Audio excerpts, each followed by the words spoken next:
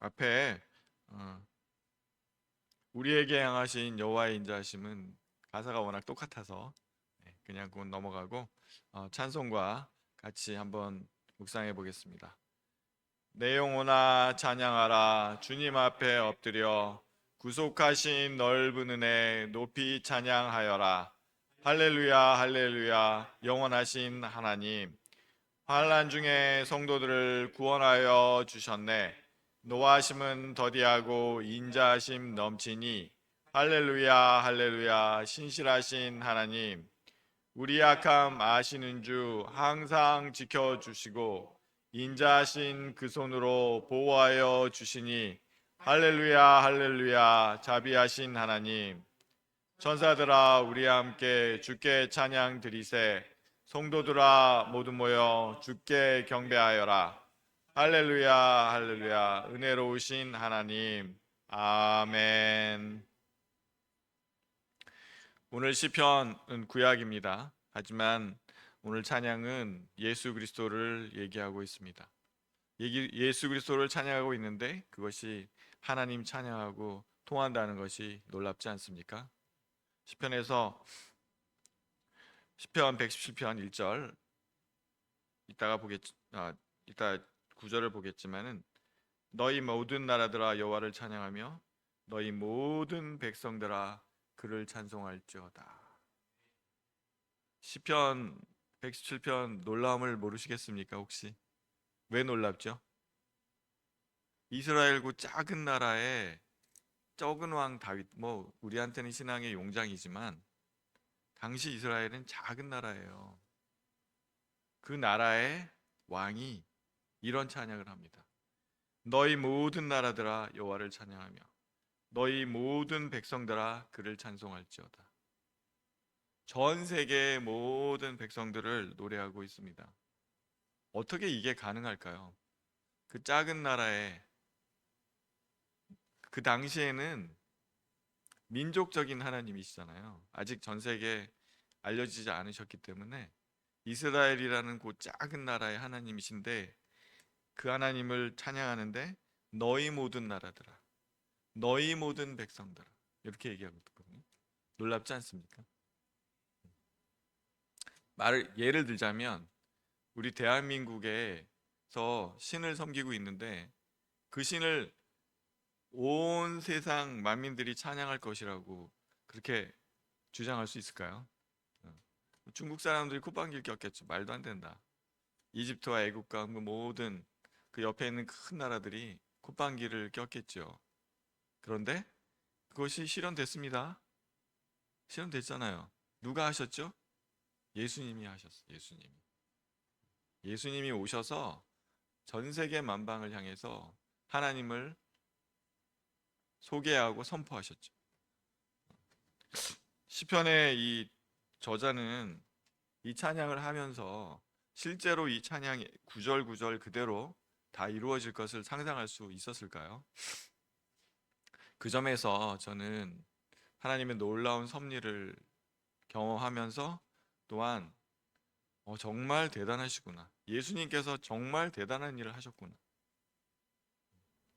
예수님께서 세상에 오셔서 창조주 하나님을, 그 작은 민족이 섬기던 하나님을 전 세계에 선포하셨고 세상 모든 사람들이 동의했습니다.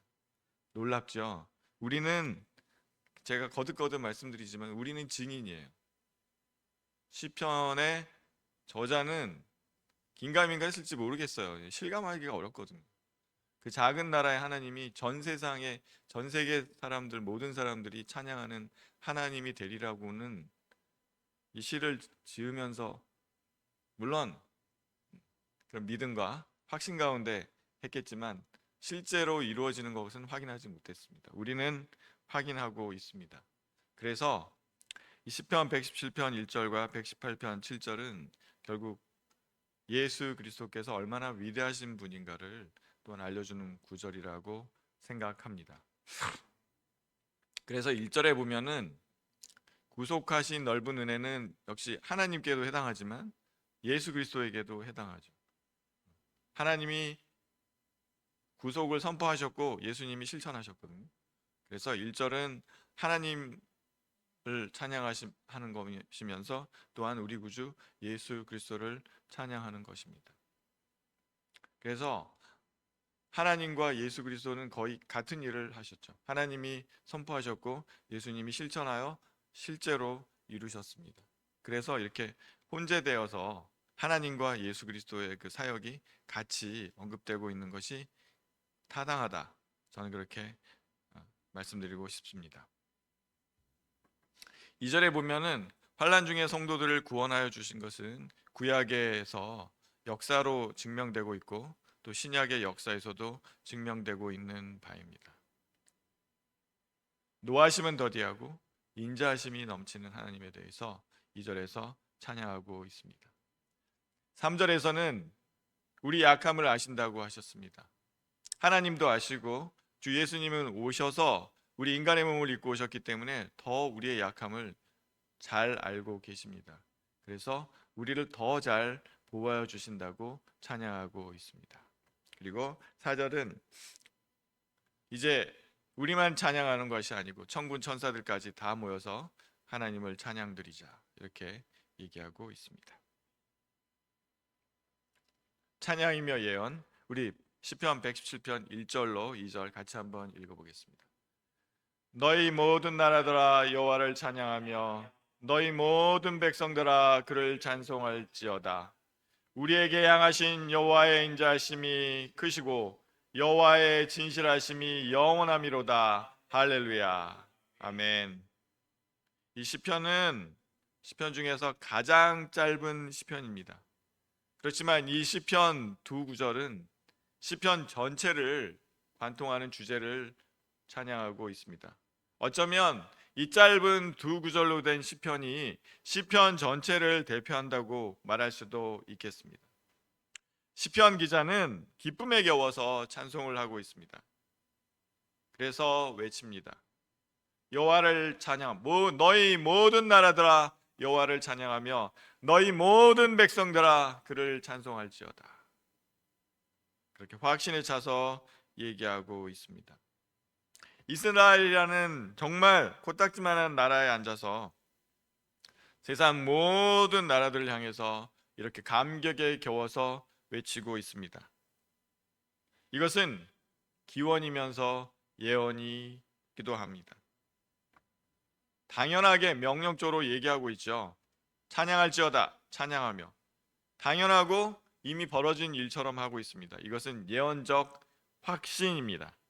그래서 이 고백은 기원이면서 반드시 그렇게 되기를 원합니다 하면서 또한 확실히 올 것이라고 예언하고 있는 것입니다. 우리가 볼 때는 놀랍습니다. 이 당시에 이 찬양하는 이 사람이 정말 코딱지만한 이스라엘 나라에 앉아서 모든 나라들과 모든 백성들이 여호와를 찬양하며 찬송할 것이라고 주장하고 있거든요. 우리는 증인들이죠. 이 시편의 예언이 이루어졌다. 시편 저자가 확신하면서 예언했던 그 모습 그대로 되었다. 성경이 놀라운 것은 창세기부터 애초에 시작부터 전 세상이 전 세계가 여호와 하나님을 믿게 될 것이라 찬양하게 될 것이라 그렇게 얘기하고 있는 것이죠. 사도 바울은 로마서 15장 11절에서 이렇게 이 시편을 인용하고 있습니다. 로마서 15장 11절 또 모든 이방인들아 주를 찬양하며 모든 백성들아 그를 찬송하라 하였으며. 사도 바울이 로마서를 집필할 때조차 하나님이 전 세계가 하나님을 찬양할 것이라고 확신할 수 있었을까요? 물론 사도 바울은 알고 있었죠. 하나님께서 전 세상의 하나님이시기 때문에 전 세계에 복음을 편만하게 하시고 하나님이 찬송을 받으실 것이라고 확신하고 있었지만 확신과 확인은 다르죠. 우리는 확인할 수 있습니다. 전 세상 사람들이 결국은 하나님을 찬양하게 되었다. 그렇지 않습니까? 극동의 대한민국 사람들이 하나님을 찬송하게 되리라고는 그 당시 사도 바울은 상상할 수 있었을까요? 믿음으로 알고 있었지만 우리는 확인한 사람들이고 우리 자신이 신앙이 되었기 때문에 이것이 이루어졌다는 것을 우리는 확신할 수 있습니다. 아까 제가 말씀드렸다시피 누가 너희 모든 나라들과 너희 모든 백성들이 하나님을 찬양하게 만들었습니까? 예수 그리스도예요. 예수 그리스도가 아니면 이 일을 누가 했겠습니까? 예수님이 오시고 나서 이게 가능해졌죠. 유대인들한테 묻고 싶어. 이 찬송이 이렇게 되어 있는데 누가 이 일을 하셨냐? 유대인들이 하셨습니까? 예수님이 하셨지 않습니까? 예수님과 예수님의 제자들이 하지 않았습니까? 우리는 확인하고 있습니다. 이 시편에서 주장하고 있는 이 주장을, 이 예언을 실현한 사람이 누구입니까? 예수 그리스도가 아닙니까? 기독교가 아닙니까? 그것을 통해서 하나님의 놀라운 예언과 예수 그리스도의 놀라운 사역을 우리가 증언할 수 있습니다. 이 놀라운 것이, 이 조그만 코딱지만한 나라의 조그만 왕이 주장한 이 예언이 3000년 후에 이루어졌다는 걸 생각하면 놀라운 일이죠. 그렇지 않습니까? 그래서 하나님은 보통의 하나님이 아니다. 예수님은 보통 사람이 아니다. 이렇게 얘기할 수밖에 없는 것이죠. 우리에게 향하신 여호와의 인자하심이 크시다. 단순한 친절함이 아닙니다. 언약적인 사랑입니다. 인자하심은 무엇입니까? 마땅히 인정받을 수 없는, 받을 자격이 없는 사람에게 그 큰 사랑을 베풀어 준다는 의미입니다. 우리에게 향하신 여호와의 인자하심이, 우리는 받을 자격이 없고 아무런 가치도 없는 사람들임에도 불구하고 우리에게 여호와의 사랑이 영원할 것이다, 크실 것이다, 이렇게 얘기하고 있는 것이죠. 그리고 117편 2절에 여호와의 진실하심은 무엇일까요? 인자하심은 우리가 사랑, 베풀어 주시는 사랑, 우리의 엄청난 죄에도 불구하고 우리를 자녀 삼아 주신 그 사랑을 인자하심이라고 할 수 있다면 여호와의 진실하심은 무엇일까요? 여호와의 진실하심, 여호와의 언약의 실현, 이것이 진실하심일 수 있겠죠. 그리고 여호와께서 말씀하시는 것은 항상 옳다. 그리고 진실하심, 여호와께서 하신 말씀은 항상 실제로 이루어집니다. 요 얘기죠. 여호와의 진실하심. 그러니까 하나님의 말씀에서 떨어진 말은 절대로 그냥 떨어지지 않는다. 반드시 이루어진다. 말씀은 반드시, 약속은 반드시 이루어진다. 그런 면에서 진실하심이죠. 그 진실하심이 영원하다. 그래서 아직 이루어지지 않은 것들은 이루어지지 않았을 뿐이지 반드시 이루어질 것이다. 예수님께서 우리에게 말씀하신 그 말세와 그 다음에 부활과 하나님 나라의 다시 오심, 재림도 반드시 이루어질 것이다. 왜? 여호와께서 진실하심을 역사로 증명했기 때문이죠.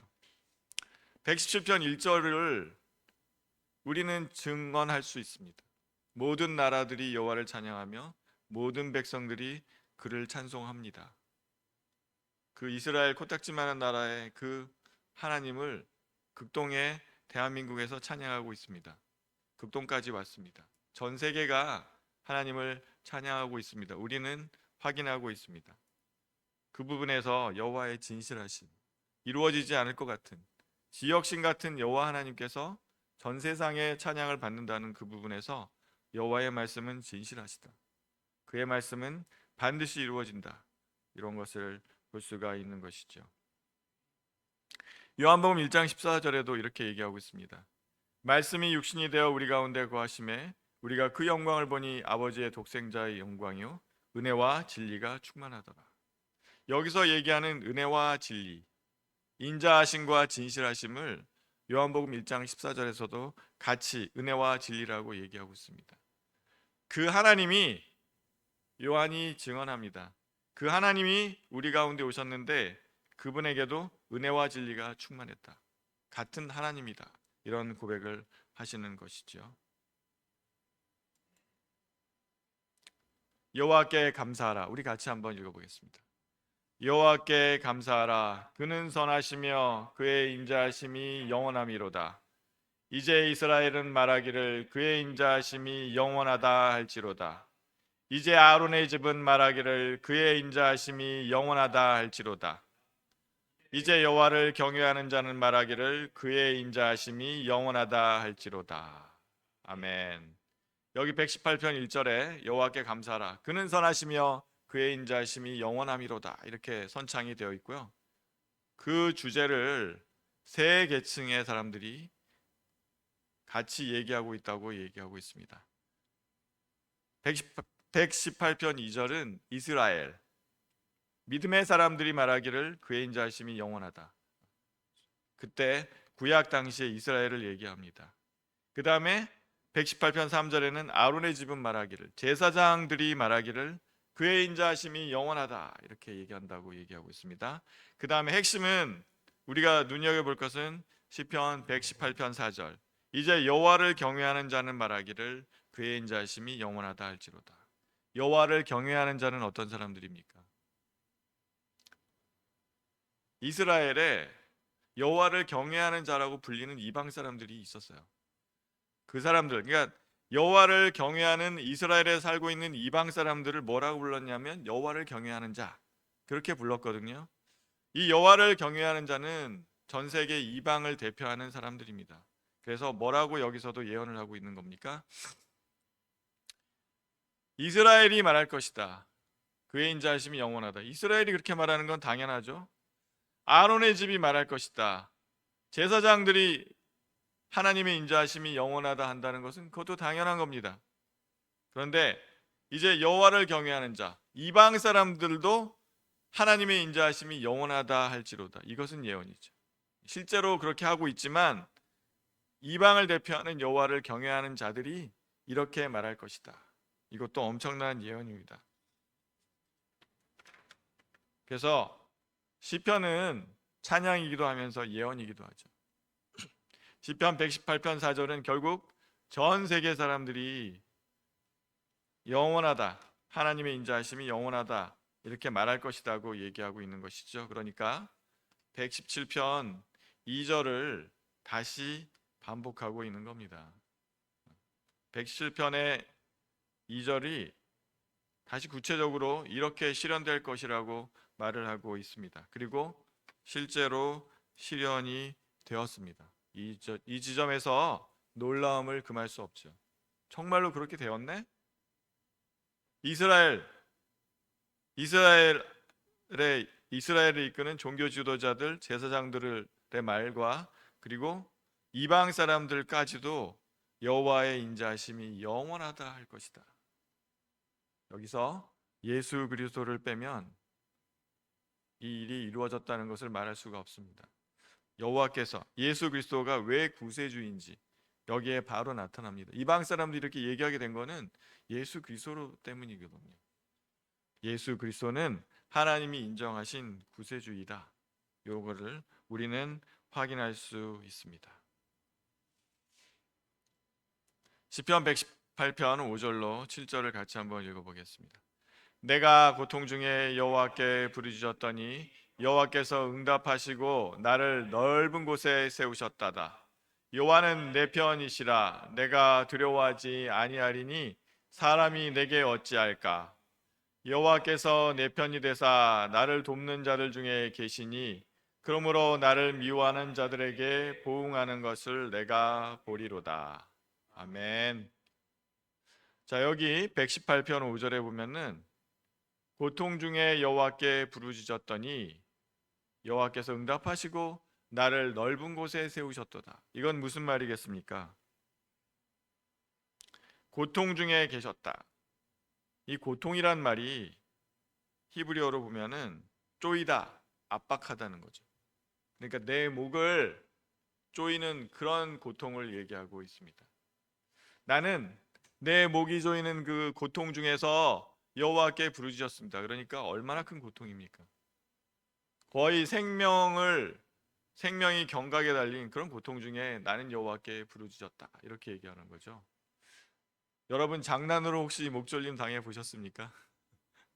우리 옛날에 그런 장난 있지 않았나 싶은데 목이 졸렸을 때 그 죽음에 대한 공포, 어, 그건 진짜 본능적으로 발버둥치게 되어 있거든요.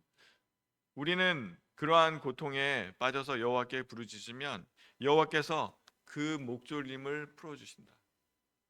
이 쪼여드는 아픔 가운데에서 풀리는 아픔 가운데로 우리를 불러주신다.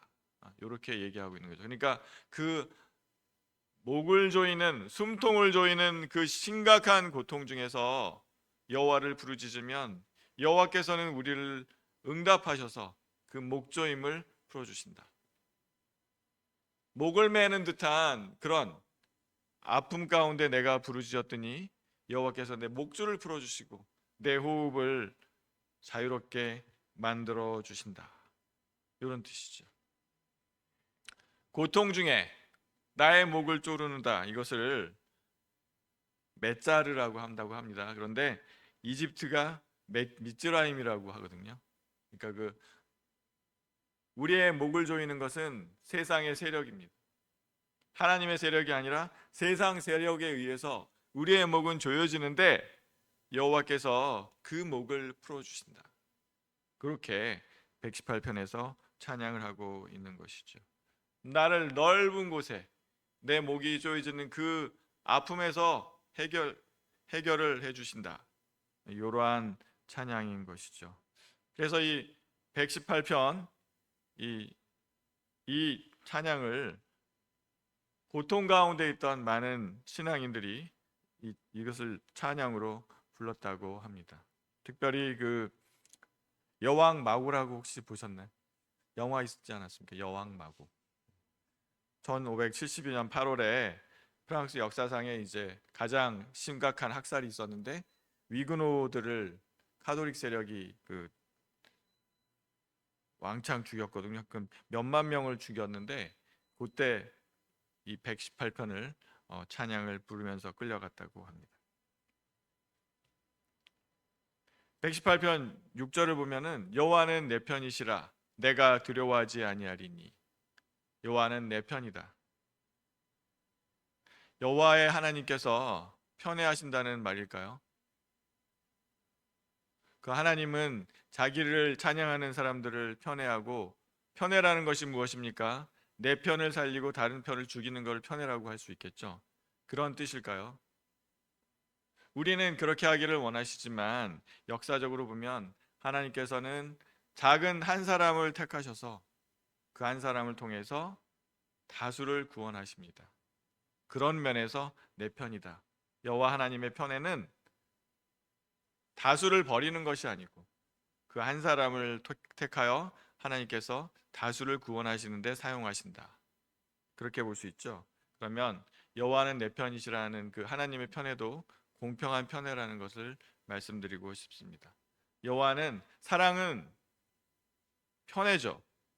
모든 것을 사랑한다는 말이 있을 수 없잖아요. 우리는 그렇게 이해하죠. 하나님 편에서 볼 때는 그 편애하는 한 사람, 특별히 사랑하는 한 사람을 통해서 전 인류를 구원하시고자 하신다.